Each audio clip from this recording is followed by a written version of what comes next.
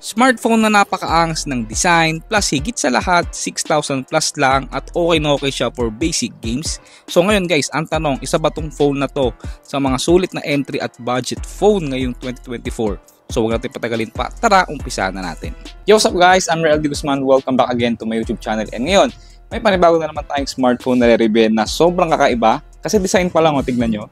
And this is the Tecno Spark 30. So sa ilang araw na paggamit ko sa phone na to, tatalakayin natin kung talaga bang sulit yung phone na yan. So huwag natin patagalin pa, tara, pag-usapan na natin to.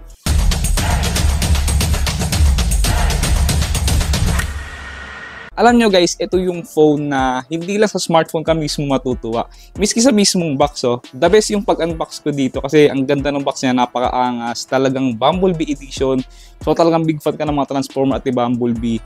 Malamang sa malamang kukuhanin mo tong phone na to. Saka hindi lang siya maangas sa design even yung specs niya is sulit na sulit para sa ganyang kamurang presyo. Okay, so sa main specs ng phone na to, meron tong MediaTek Helio G91, 8+8GB of RAM, 256 of internal storage.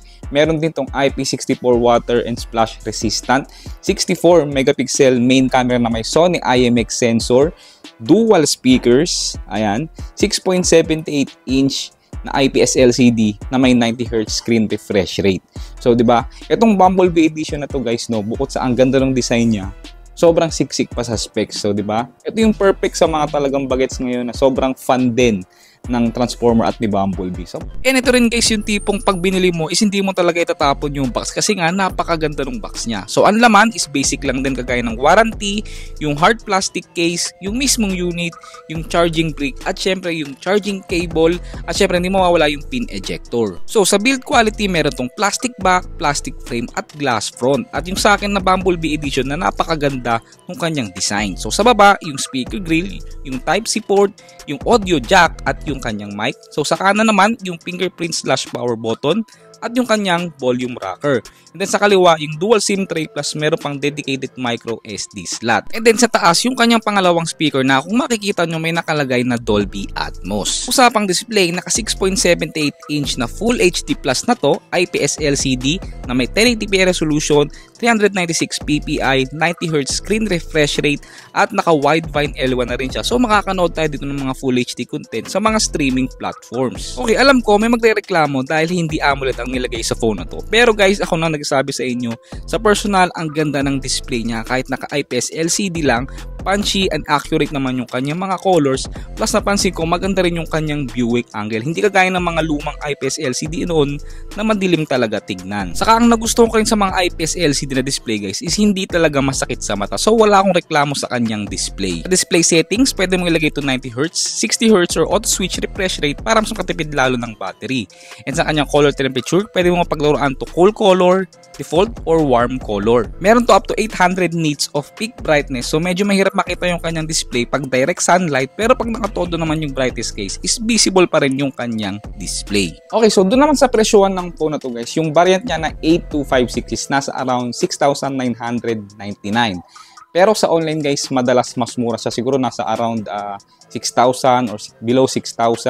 Lalo na pag mga sale sa TikTok or sa Shopee. So abangan nyo guys, minsan mas mura talaga siya sa online. And then yung color naman itong phone na to, meron siyang Stellar Shadow at Bumblebee Edition. So kung ako sa inyo, syempre mas okay itong Bumblebee Edition. Box pa lang sobrang ganda na And hindi naman siya pangit sa akin guys. No? Actually, mas nagustuhan ko pa yung design niya kumpara dun sa Pro. Ewan ko, mas gusto ko na nasa gitna yung camera niya, mas malinis tignan. Usapang connectivity naman, naka 4G lang to, so syempre hindi siya kabilis ng 5G. Pero guys, no, kung wala namang 5G sa lugar nyo, pwede pa rin talaga ang 4G at wala akong problema sa kanyang mobile data usage. Sa Wi-Fi naman, both 2.4 and 5 GHz is wala rin ako naging problema pagdating sa kanyang Wi-Fi connectivity. And pagdating naman sa kanyang haptic feedback, medyo hindi lang ganun ka-satisfying yung kanyang haptics, no. Pero definitely guys, sa kanyang presyo is para sa akin above average yung kanyang haptic feedback. Meron pa rin pala ito guys na tinatawag na dynamic port or yung parang dynamic island na ang nakakatawa is nadagdagan din ng features. Kagaya lang ng music player, call, face unlock, charging animation at madami pa talaga. And in fairness, smooth yung kanyang animation sa dynamic port. Meron na rin pala itong IP64 dust and splash resistant. So okay siyang matapunan ng tubig or maambunan, pero huwag niyong ilulublob na matagal sa tubig dahil hindi naman siya waterproof.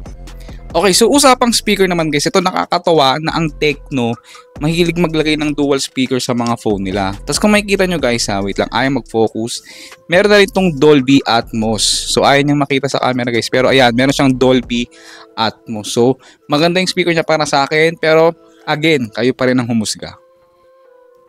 This is the Tecno Spark 20 Pro 5G. Sa ganda ng design ng phone na to, mapapagkamala mo talaga siyang flagship level na 4,000 pesos lang. So ang tanong, ilang araw ko nang gamit tong phone na to, sulit ba talaga siya? Umpisahan na natin, let's go! Yo, what's up guys? I'm Reldy Guzman. Welcome back again to my YouTube channel. And alam nyo ngayon guys, sobrang excited ako sa smartphone na re-reviewin natin. Alam nyo kung bakit? Kasi tignan nyo nung phone. So ayun, ang napansin ko guys, sa mga, eto ako, magiging honest ako sa inyo, sa mga phone or sa mga smartphone ni Transsion, sa tatlong yun, ang pinaka the best na may speaker palagi is si Tecno. Kasi laging dual speaker, tapos malakas, tapos buong buo yung tunog. Buong buo yung tunog, okay din yung bass. Hindi talaga ako nakukulangan sa mga speaker ni Tecno. Kahit yung mga mumurahin nilang phone is maganda yung speaker. So itong si Tecno Spark 30, maganda yung kanyang dual speaker. So thumbs up. Meron din pala ito guys up to 5 years of lag-free fluency. So talagang maaasahan nyo na 5 years or more, itong phone na to is smooth pa rin at talagang magagamit pa. Usapang processor, meron tong MediaTek Helio G91. Octa-core na rin siya. Kanyang GPU is Mali G52MC2. Android 14, iOS 14, 8 plus 8 GB of RAM, and 256 of internal storage. And yes guys, nalaro ko na rin to sa iba't ibang klase ng games kagaya ng Mobile Legends. And ito yung kanyang settings sa ML. And kung usapang Mobile Legends guys, actually kahit may mga mahihinang phone, kayang-kaya tong larong to. So paano pa kaya to guys? Actually wala siyang frame drop, so wala rin lag. So kayang-kaya niya guys kahit pag matagalan pa kayo maglaro dito ng ML, hindi agad-agad nag-iinit tong phone na to. Sa Call of Duty Mobile naman guys, ito yung kanyang graphic settings. And medyo mababa nga siya guys no, pero asahan nyo na since mababa nga yung kanyang mga graphic settings is okay naman siya pang gaming, smooth din siya panglaro dito sa Call of Duty. And hindi rin ako nakakaramdam ng lag dito at higit sa lahat wala rin masyadong frame drop. So okay na okay to sa mga shooting games kagaya nitong Call of Duty Mobile. Yun nga lang talagang asahan nyo na hindi kataasan yung kanyang graphics. Kagaya lang dito guys sa Bloodstrike, kayang-kaya din niya itong larong to. So kung talagang mahilig talaga kayo sa mga ganitong klase ng shooting games, Battle Royale, hindi rin naman ako nakakaramdam ng lag at may enjoy nyo rin maglaro dito ng mga shooting games. So yes, kung magiging honest talaga ako guys, itong phone na to hindi talaga siya for heavy gamers, pero expect nyo na kahit papano, kayang-kaya niya makapag-perform ng mga basic games. And sa Antutu benchmark, ito yung kanyang score, umabot ng 281,000 plus points. And ito naman yung kanyang breakdown points.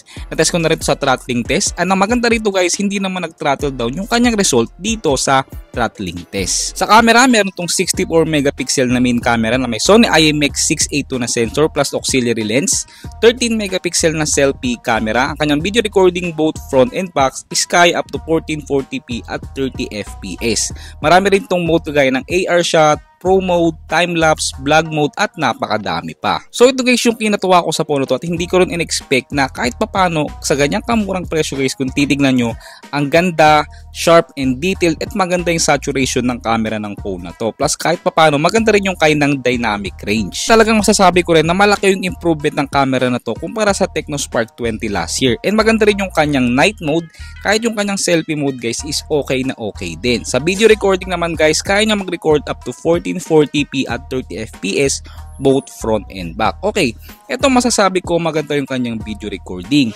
Yun nga lang, asahan nyo na wala rin siyang stabilization. So itong phone na to is walang EIS or OIS. Pero para sa akin, siguro kung gagamitin nyo to for video is gamitan nyo na lang ng gimbal or kung anumang phone stabilizer. Pero kung mapapansin nyo guys, kahit maalog yung mga kuha ko is talagang maliwanag at sharp yung mga kuha ko. So yes, para sa akin, ang camera ng phone nito is talagang 100% approved din sa akin. Sa battery naman, meron tong 5,000 mAh capacity, 18 watts na charging. Nakakatawa dito na meron na siyang bypass charging. And yung kanyang charging time from 10 to 100% is inaabot ng 2 hours. So yung kanyang battery is hindi naman makunat, hindi rin sobrang bilis malobat. Pero kung heavy use is talagang mararamdaman mo na medyo mabilis siyang mag-drain. Pero nga guys, no, at the end of the days, ang 5,000 mAh na battery guys is sapat naman na sa akin sa maghapon. Okay, so overall, ito ang masabi ko sa phone na to. Unang-una ko nagustuhan sa kanya guys, bukod sa napakaangas ng box, ang ganda rin ng design.